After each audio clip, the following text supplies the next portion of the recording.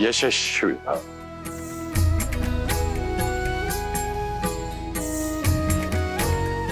लक्ष्मण,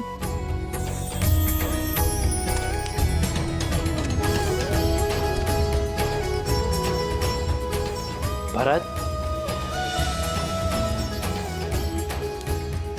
शत्रुघ्न,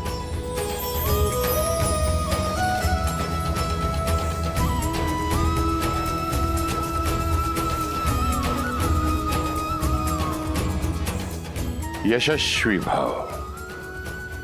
मेरे प्रिय शिष्यों, आज मेरा कर्तव्य पूरा हुआ।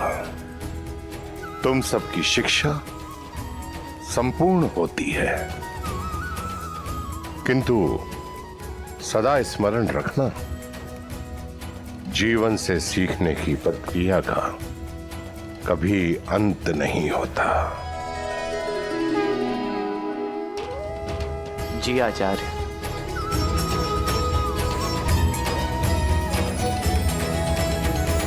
आज तो हम बहुत खुश हैं। सुमित्रा माँ से मिलने वाले हैं आज तो हम।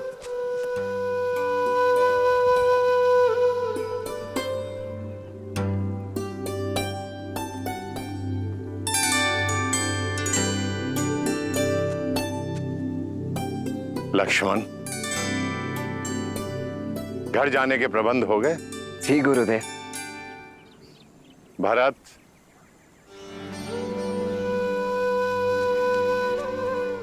बहुत आशाएं हैं मुझे तुमसे। अपने भीतर छिपे हुए गुणों को बाहर लाने पर ध्यान देना। जी गुरुदेव। शत्रुघ्न, अब आप कर्तव्य की ओर जा रहे हो। अधिक उद्दंडता मत करना। जी आचार्य। राम दिखाई नहीं दे रहा है। राम कहाँ है? गुरुदेव, भैया तो प्रतिदिन की भांति आज भी दिनचर्या पर ही गए हुए हैं। परंतु आज तो अवकाश है सबका। गुरुदेव, भैया ने कहा कि भरत जब तक मैं आश्रम में हूं तब तक अपने कर्तव्यों से विमुख नहीं हो सकता।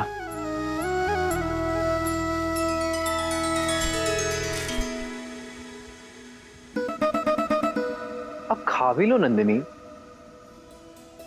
देखो, जब तक तुम चारा नहीं खाओगी मैं जाऊंगा नहीं।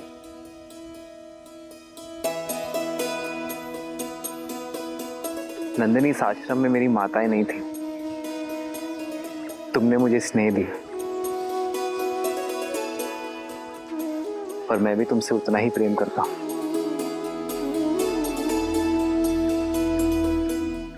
पर जो आता है उसे जाना होता है नंदिनी। यही नियति है ना। अपना उद्देश्य समाप्त होने के बाद हर किसी को जाना होता है नंदिनी, अपने कर्तव्य के लिए। तुम भी तो अपनी माता कामधेनु को छोड़कर आई थी ना। मेरा आश्रम काल समाप्त हुआ, जाना होगा मुझे नंदिनी। उसमें रूठना क्या?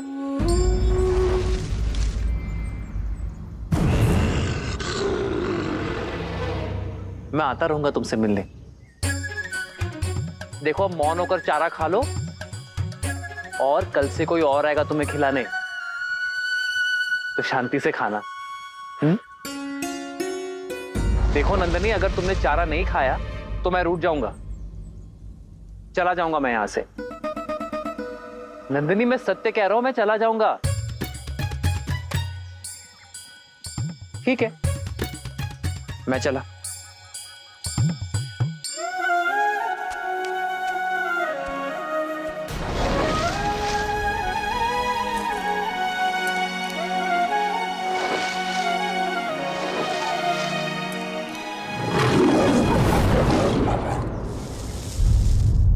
नंदिनी,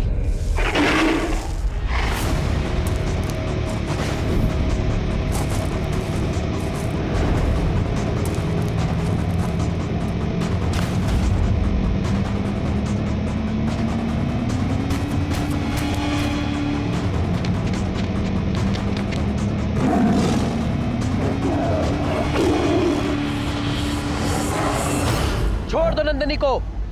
ये मेरी रक्षा में है क्रूर बाघ। भूखे को क्रूर कहते हो राम? जो शरीर विधाता ने दिया उसे भोजन देने का प्रयास क्रूर कैसे हो सकता है? प्रकृति ने मुझे बनाया ही ऐसा है। कि अन्य पशुओं को खाकर जीवित रहूं।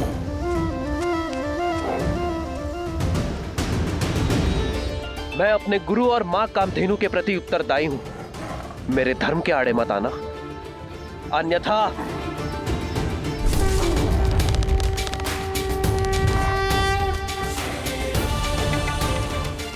और मेरा धर्म इस वन पर शासन करना है।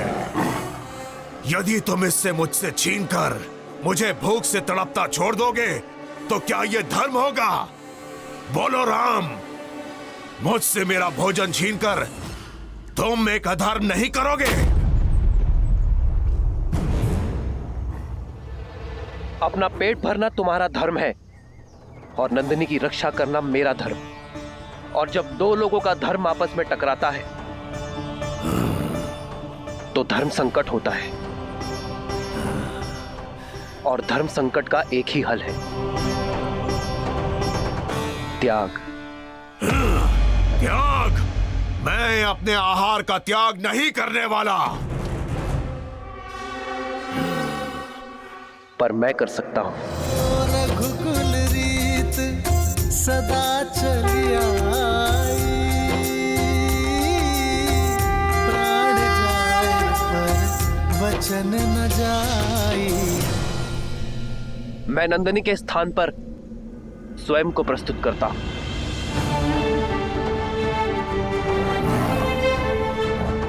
नंदिनी को मुक्त कर दो और मुझे अपना आहार बना लो। तुम्हें भोजन मिलेगा और मेरे कुल की प्रतिष्ठा भी बनी रहेगी। एक गाय के लिए अपने प्राणों की आहुति दोगे? मूर्ख मत बनो। चारों ओर देखो, कोई नहीं यहाँ। किसी ने हमारी बात नहीं सुनी। यदि तुमने कहा बाघ ने नंदिनी का आखेट किया तो कोई भी तुम्हें दोष नहीं देगा। दुर्घटनाएं घटती हैं। सत्य कहा, कोई नहीं है यहां, कोई नहीं देख रहा है हमें। यदि सबको सूचना मिलती है कि एक बाघ ने राम को खा लिया तो कोई तुम्हें दोष नहीं देगा। दुर्घटनाएं घटती हैं, कोई नहीं देख रहा है, इसलिए मैं अपने कर्तव्य छोड़ने का पाप नहीं कर सकता, क्योंकि अपने कर्तव्य के लिए त्याग से अधिक शुभ और कुछ नहीं।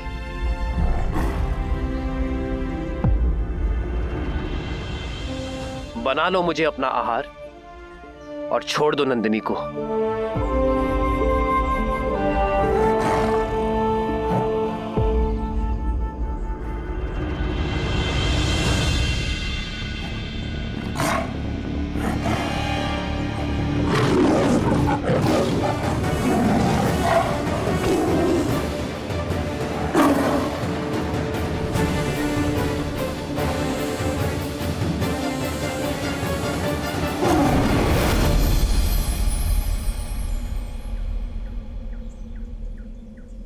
राम, नंदिनी सुरक्षित है और तुम्हारा धर्म भी। तुमसे पहले तुम्हारे पूर्वज महाराज दिलीप के सामने भी ऐसी ही परिस्थिति आई थी। उन्होंने भी वही किया जो आज तुमने किया। ये कामधेनु की ली गई परीक्षा थी, उसमें तुम सफल हुए। परीक्षा? हाँ, परीक्षा। धर्म और अधर्म का ज्ञान होने पर चयन करना सरल होता है राम, किंतु कई बार उचित और अनुचित के बीच में एक हल्की सी धुंधली रेखा होती है, जो आज तुम्हारे साथ हुआ। और कई बार व्यक्ति लोभी हो जाता है, अधर्म अपना लेता है, करुणा को त्याग देता है, परंतु तुमने करुणा का साथ नहीं छोड़ा। मैं तुमसे बहुत प्रसन्न हो रहा। मैं आजीवन आपकी सीख स्मरण रखूंगा आचार्य। धर्म, करुणा, सत्य और त्याग भाव, ये मेरे जीवन के स्तंभ होंगे। मैं आजीवन काम, क्रोध, मोह, लोभ, अहंकार और ईर्ष्या को पराजित करने के लिए युद्ध करता रहूंगा।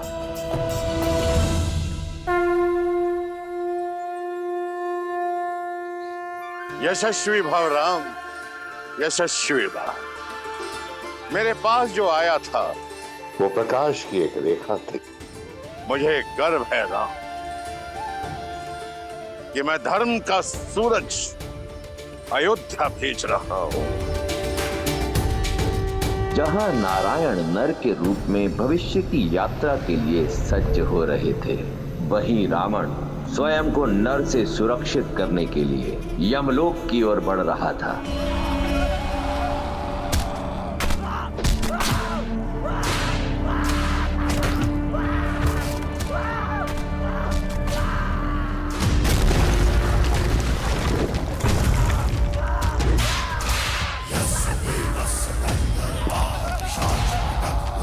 यम, कहो, समक्ष आओ। मृत्यु के द्वार पे खड़े होकर मृत्यु को पुकारने वाले दुष्ट, कौन हो तुम?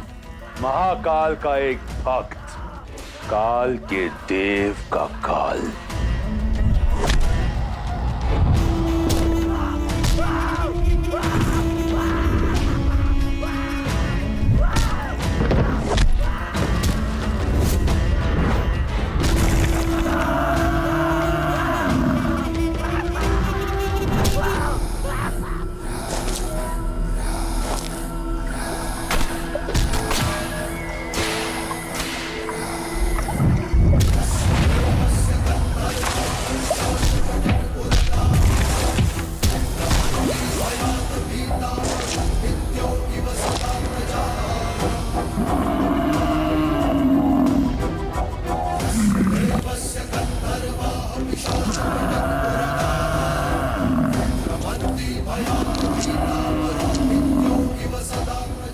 लौट जाओ दशानन।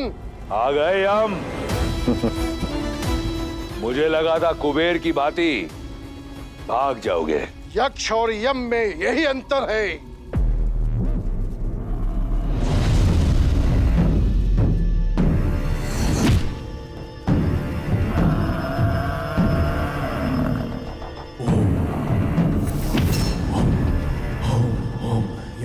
काल को ललकारने वाले अकाल मृत्यु को प्राप्त करते हैं।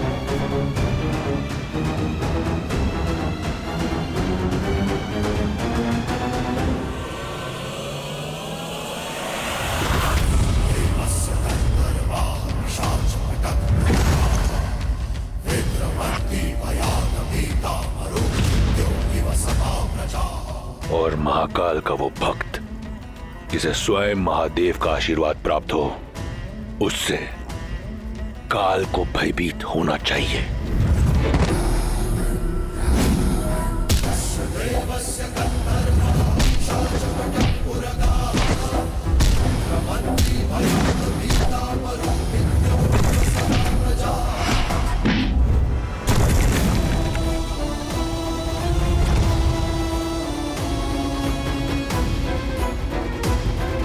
मूर्खता मत कर रावण। ब्रह्मदेव के दिए वरदान का अनुचित लाभ मत उठा। उसी वरदान के अनुसार तुम मुझे मार नहीं सकते। सोचता हूं आज मृत्यु को ही मृत्यु दे दूं।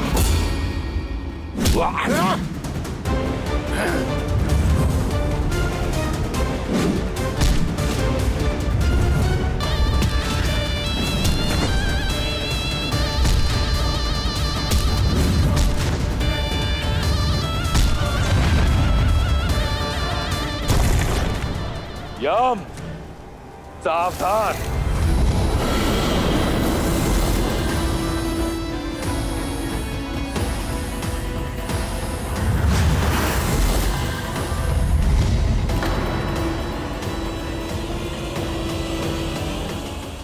जाओ दशानन।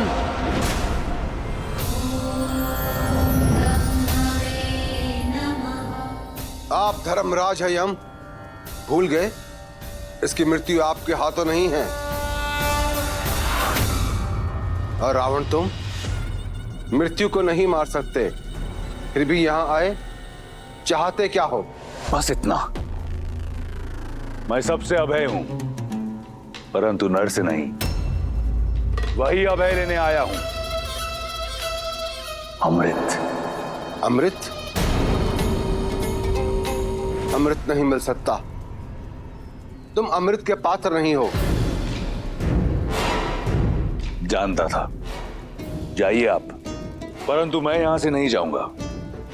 मेरा निश्चय अटल है, जब तक मुझे अमृत नहीं मिल जाता मैं यहां से नहीं जाऊंगा।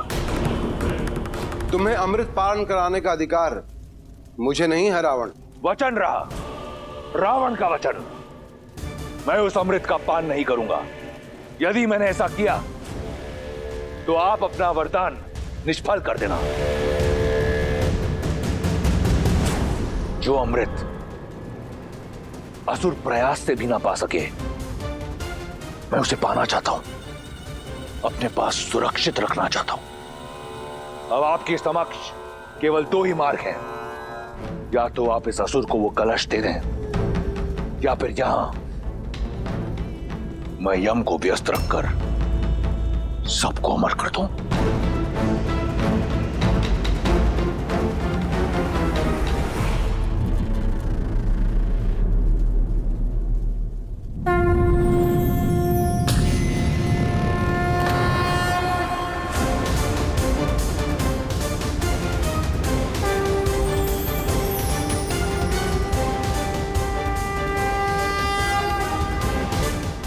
उत्तम,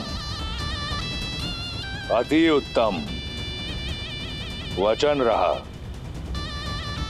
मैं इसका पान नहीं करूंगा। ये सर्वदा मेरे साथ सुरक्षित रहेगा।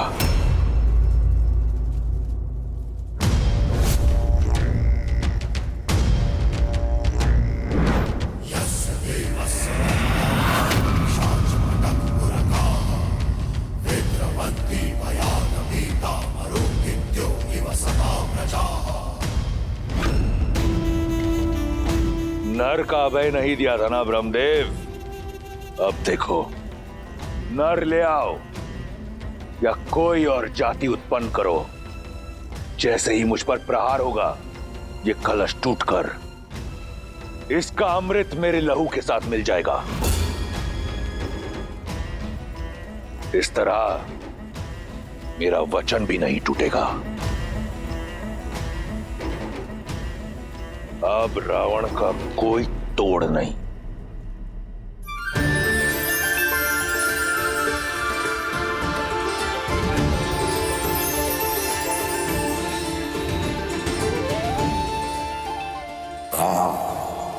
आकाश में घुलता यह हरा रंग इस बात का प्रतीक है कि राजकुमार गुरुकुल से अयोध्या के लिए प्रस्थान कर चुके हैं।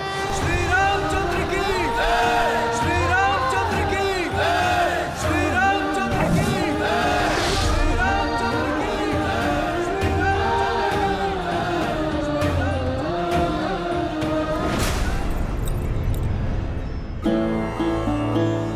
वर्षों से प्रतीक्षा थी एक क्षण की, वो आ ही गया। प्रतीक्षा तो हमने भी की है, अपने पुत्रों के लौटने की और अपने पति के मुख पर प्रसन्नता और उत्साह देखने की। 9 वर्ष आपकी आंखें यहां नहीं थी, इसलिए आप ठीक से सोई नहीं ना महाराज। बस मेरा राम आ जाए और आकर सीधा मेरी भुजाओं में समा जाए। महाराज, आपके पुत्र बड़े हो गए हैं, आपकी गोद में नहीं समाने वाले।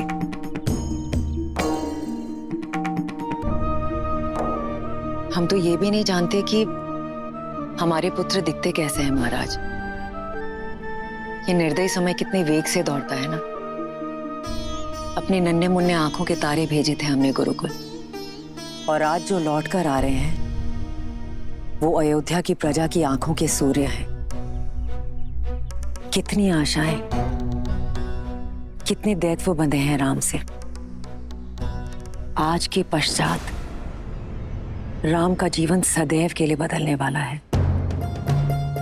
क्या जाने नियति हमारे पुत्रों को किस ओर लेकर जाएगी। किंतु मैं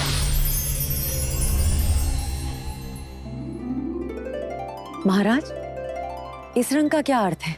इसका अर्थ है राम सरयू पार करने के लिए नौका में बैठ चुका है और कुछ ही समय बाद अयोध्या के तट पर होगा। महाराज, मैं कौशल्या दीदी और सुमित्रा को बुलाकर लाती हूँ।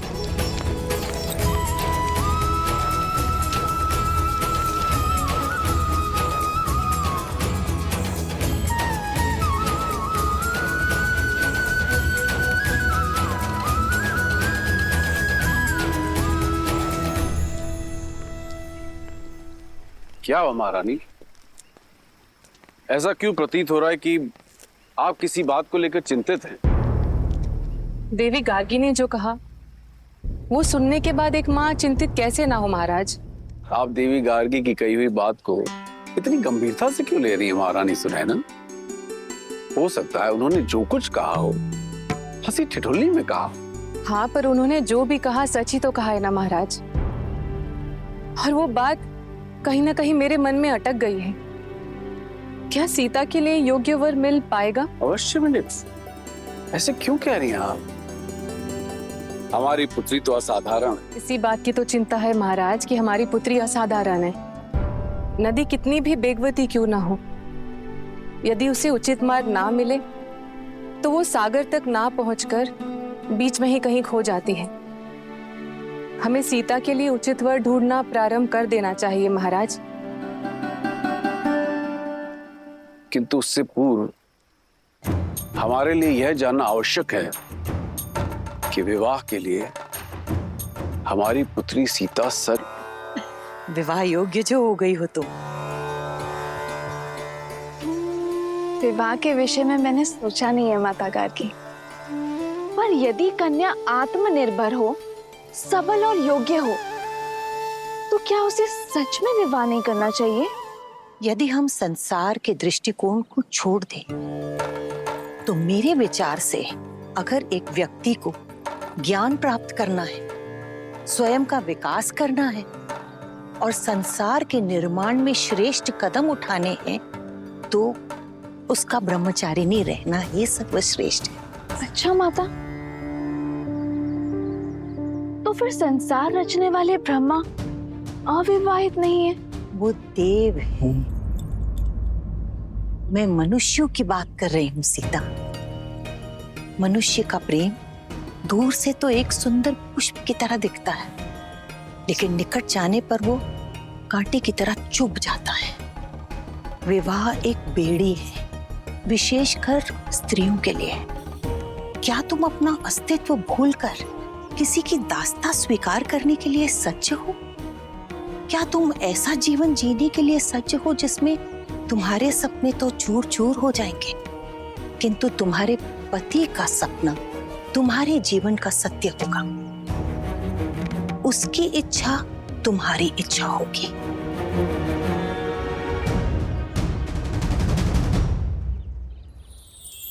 क्षमा चाहती हूँ माता गार्गी, पर जैसे आपने कहा कि दृष्टिकोण की बात है, तो मेरी दृष्टि में विवाह आस्था नहीं, आस्था है। एक ऐसा संबंध जहां दोनों को एक दूसरे के लिए सम्मान हो, समर्पण हो और समझ हो। एक ऐसा संबंध जहां दोनों एक दूसरे पर निर्भर ना हो, दोनों एक दूसरे का बल हो, जहां दोनों एक दूसरे का व्यक्तित्व और अस्तित्व को विशाल करने का प्रयत्न करें। उस विवाह से सुंदर और मीठा और कुछ नहीं हो सकता माता गार्गी। जैसे शिव और पार्वती हैं, वो दोनों एक दूसरे के अर्धांग हैं, पर एक दूसरे को पूर्ण करते हैं। जैसे लक्ष्मी और नारायण। लक्ष्मी नारायण वो लक्ष्मी जो सदा विष्णु के चरणों में पड़ी रहती है, और जब विष्णु विश्राम करते हैं तो लक्ष्मी उनकी सेवा में तल्लीन रहती है। और विष्णु तो सदा भ्रमण कर रहे होते हैं संसार भर का। फिर से दृष्टिकोण की बात है। मेरी दृष्टि में ये दोनों की यात्रा है। यदि लक्ष्मी नारायण की सेवक होती तो क्या उनका नाम नारायण से पहले लिया जाता? लक्ष्मी का नारायण के चरणों में होना उनके सेवक का नहीं, विष्णु को जगाने का प्रतीक है। लक्ष्मी विष्णु को प्रेरणा देती है कि जागो और अपना कर्तव्य करो। वो विष्णु से अपने साथ का त्याग करती है ताकि विष्णु अपना अवतार लेकर संसार के प्रति अपना कर्तव्य निभाए। संसार की श्रेष्ठता बनाने में जितना हाथ विष्णु का है उतना ही हाथ देवी लक्ष्मी का भी है माता। सत्य तो ये है कि ना तो लक्ष्मी के बिना नारायण पूरे हैं और ना ही नारायण के बिना लक्ष्मी। और मुझे विश्वास है कि मैं मुझे पूर्ण करने वाला अपना नारायण ढूंढ लूंगी।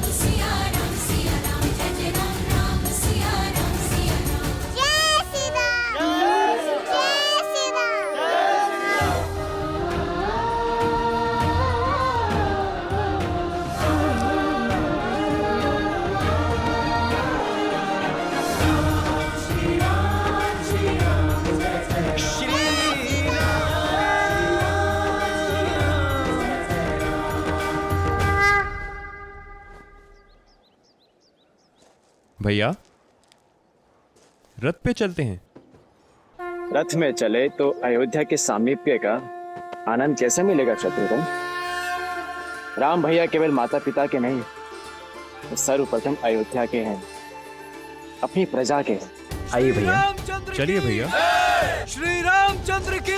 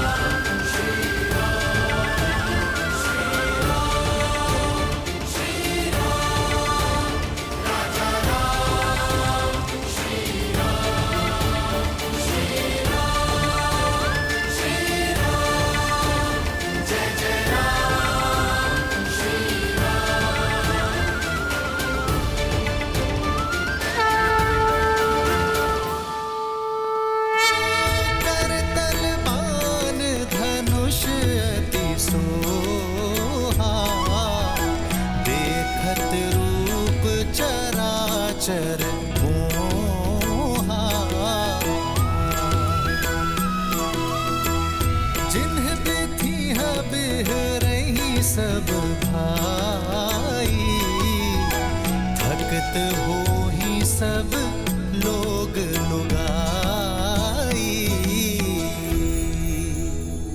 कौशलपुर बासी नर नारी वृद्ध अरु बाल प्राण हुते प्रिय लागत सब कहूँ राम कृपाल।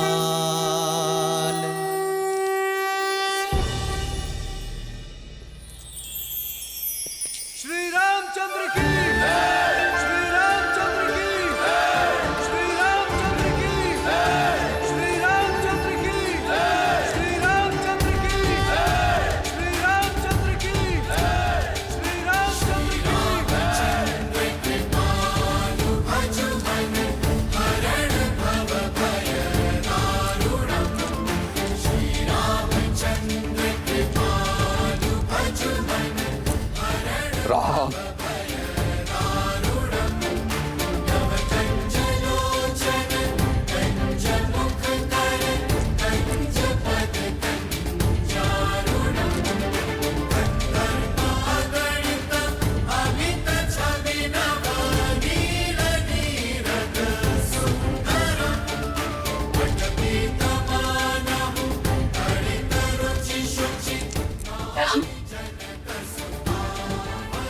देखिए दीदी, हमारा राम कितना बड़ा हो गया है।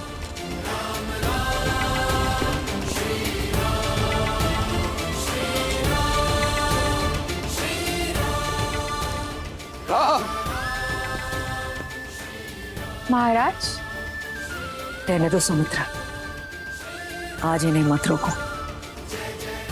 आज एक राजा राजकुमारों से नहीं, एक पिता अपने पुत्रों से मिलने जा रहे हैं।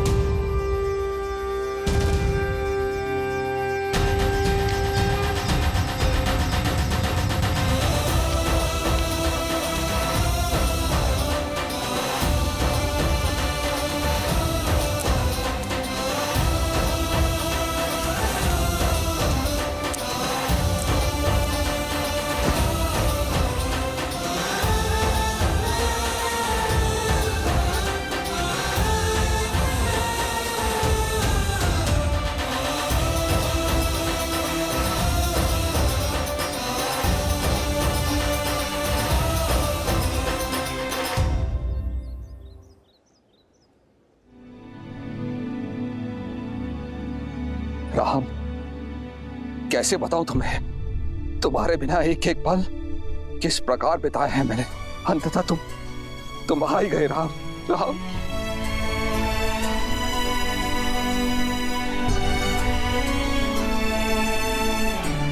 मेरे राम। जी पिताश्री, गुरु वशिष्ठ के आशीर्वाद से हमारी शिक्षा संपूर्ण हुई। प्रणाम गुरुदेव। यशस्वी भव। भूल हो गई गुरुदेव, राम के स्वागत को इतना आतुर था कि किसी और पे दृष्टि गई नहीं। इसमें तुम्हारा दोष नहीं है पुत्र। राम के मुखमंडल की आभा ही ऐसी है कि जो भी उसे देखता है सारे संसार को भूलकर उसी में खो जाता है।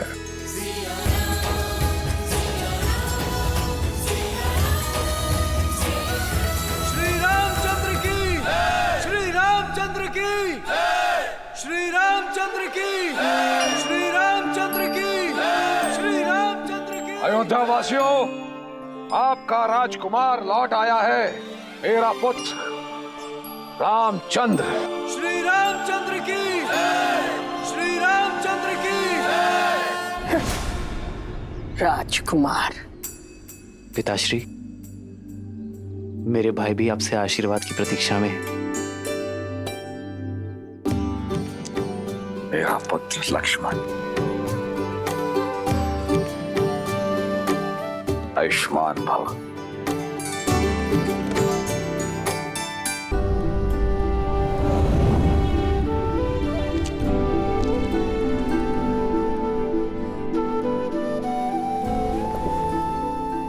आयुष्मान भव।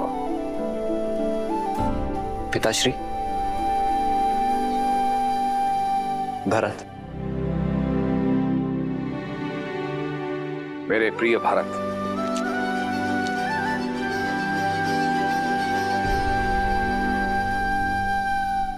नमन पिताश्री। आयुष्मान भव। भरत आपके लिए कुछ भेंट लाया पिताश्री।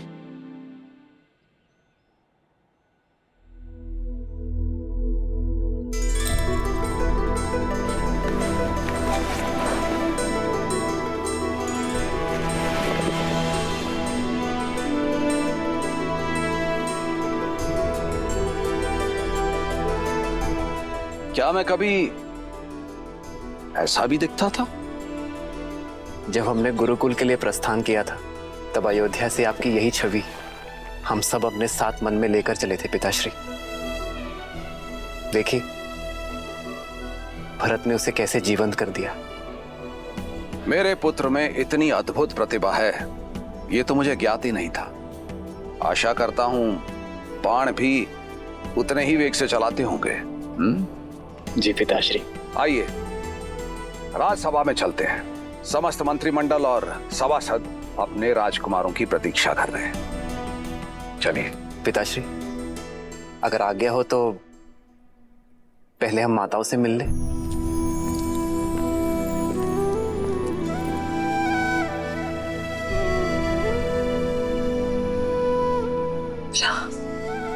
माँ, आयुष्मान बाबा।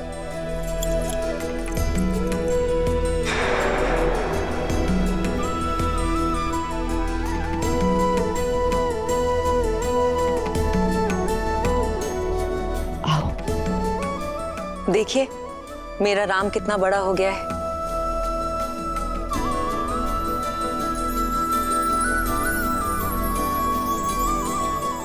अपने पिताश्री की भांति कीर्तिमान और वीर बनो पुत्र। मैं तो आप जैसा बनने का आशीर्वाद चाहता हूँ माँ सुमित्रा। मुझ जैसा? मुझ में ऐसा क्या है? वो जो किसी में नहीं। वीर और प्रसिद्ध योद्धा होना सरल है, किंतु तुम्हारी तरह धैर्यवान और प्रेम करने वाला होना बहुत कठिन। और ये बात मेरा राम जानता है।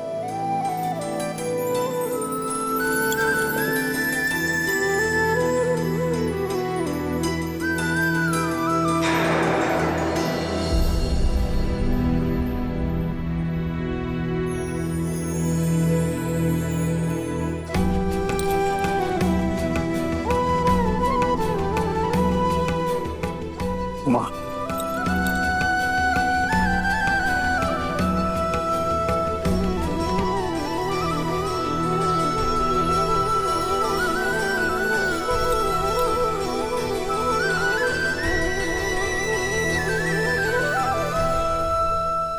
कल्पना भी नहीं सोचा था कि तुम सब इतने बड़े हो जाओ।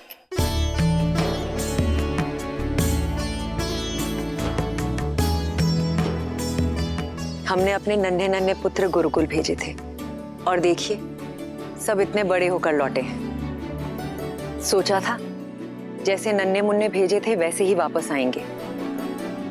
राम मेरे गले लगेगा और पूछेगा कि मेरा राजभोग कहाँ है। आज भी तो गले लगा ना माँ। वैसे मेरा राजभोग कहाँ है?